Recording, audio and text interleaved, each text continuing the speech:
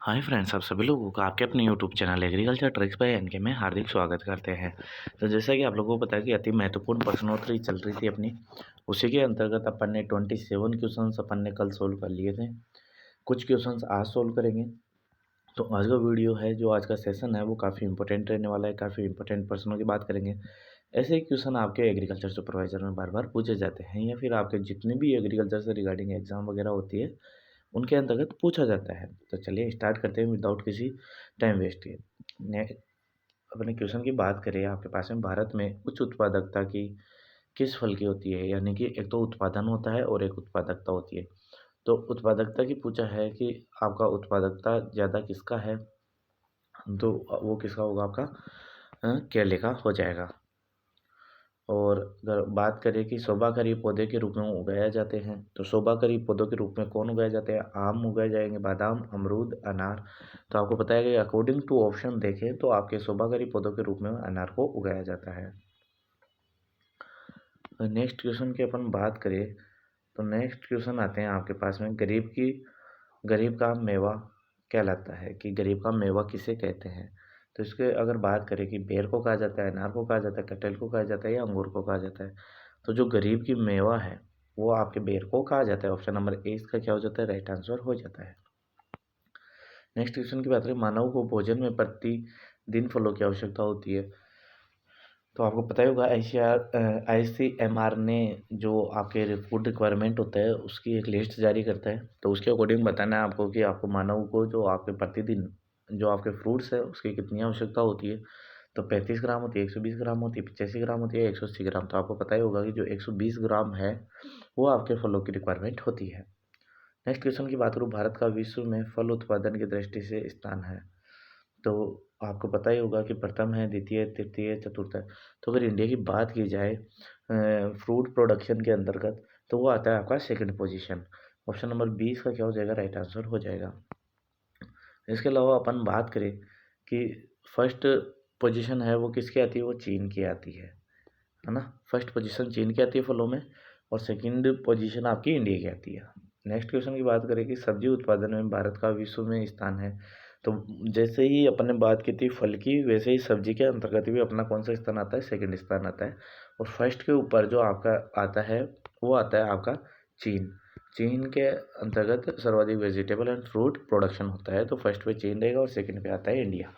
Next question की बात करें, सब्जियों के खेती का अध्ययन कहलाता है। तो ये अपन ने कल भी डिस्कस किया था कि ओलेरिकल्चर के अंतर्गत अपन इस सब्जियों की खेती का अध्ययन करते हैं। ऑप्शन नंबर 20 का क्या हो जाता है? यहाँ पे राइट आंसर हो जाता है।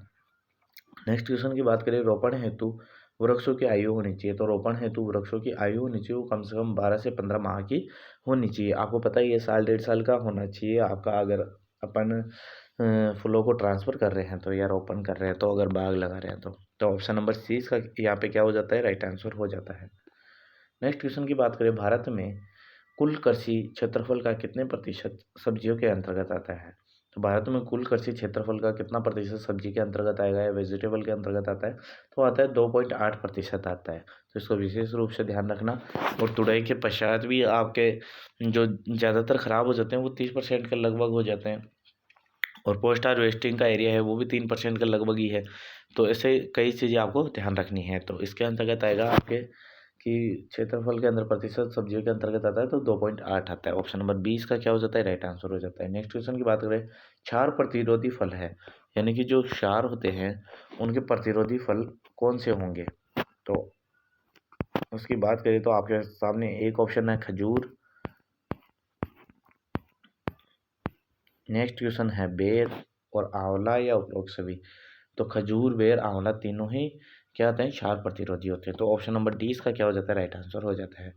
नेक्स्ट क्वेश्चन की अपन बात करें कि फूल व सब्जियों वाले पौधे ज़्यादातर होते हैं। तो मौसमी फल होते हैं, एक वर्षीय होते हैं, द्विवर्षीय होते हैं, बहुवर्षीय होते हैं। तो आपको पता है कि फूल व सब्जियाँ ज़्यादातर क्या होती है? एक वर्ष के अंदर अपना जीवन काल कंप्लीट कर लेती है। उनका लाइफ साइकिल ऑलमोस्ट एक ही वर्ष का होता है, तो वो क्या हो जाएगा? एक वर्षीय हो जाती है। ऑप्शन नंबर 20 का क्या हो जाता है? राइट आंसर हो जाता है। नेक्स्ट क्वेश्चन की बात करें, इंडियन हॉर्टिकल्चर इंस्टीट्यूट संस्थान स्थित है, जो भारतीय उद्यानिकी अनुसंधान है वो कहाँ पर स्थित है?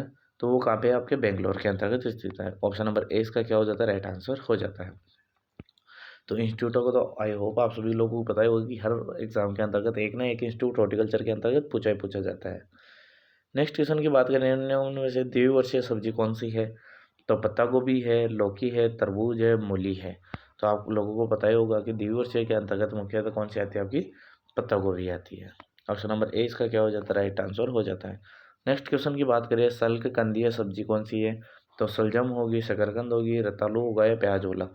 तो आपको पता होगा सल्क कंदीय सब्जी होती है वो कौन सी होती है, प्याज होती है। ऑप्शन नंबर डी इसका यहाँ पे क्या हो जाता है, राइट आंसर हो जाता है। नेक्स्ट क्वेश्चन बात करें ऐसी फसल जिससे सस्य विज्ञान व उद्यान विज्ञान दोनों जुड़े हैं। तो ऐसी कौन सी फसल है जिससे कि उद्यान विज्ञान में भी आप पढ़ते हो और जो आपकी सस्य विज्ञान है, एग्रोनॉमी है, उसके अंतर्गत भी पढ़ते हो और वो दोनों से ही जुड़ा हुआ है। वो कौन है आपके, फूल गोभी है, आलू है, प्याज है, टमाटर है।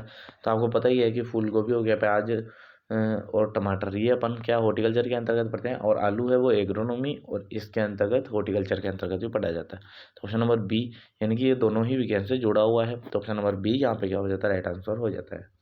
नेक्स्ट क्वेश्चन की बात करूँ सब्जियों के तैरते हुए बाग कहाँ पाए जाते हैं, तो कलकत्ता में, कश्मीर में, जयपुर में या मुंबई में। तो आपको पता होगा कि जो डल झील है कश्मीर के अंतर्गत, वहाँ पे आपके तैरते हुए सब्जियों के बागान पाए जाते हैं। तो ऑप्शन नंबर 20 का क्या हो जाता है, राइट आंसर हो जाता है।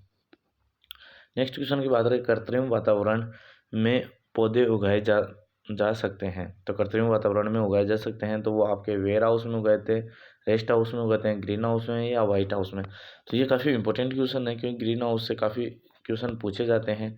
तो अगर राइट आंसर की अपन बात करें तो ग्रीन हाउस इसका राइट आंसर हो जाएगा क्योंकि कृत्रिम वातावरण देकर अपन उसके अंतर्गत पौधे उगाते हैं। तो ऑप्शन नंबर सी इसका क्या होता है, राइट आंसर हो जाता है। तो आई होप फ्रेंड्स आप लोगों को ये वीडियो पसंद आए तो लाइक करें, ज़्यादा से ज़्यादा और शेयर करना ना भूलें। थैंक यू फ्रेंड्स, मिलते हैं नेक्स्ट वीडियो में नेक्स्ट इंपॉर्टेंट क्वेश्चन के साथ।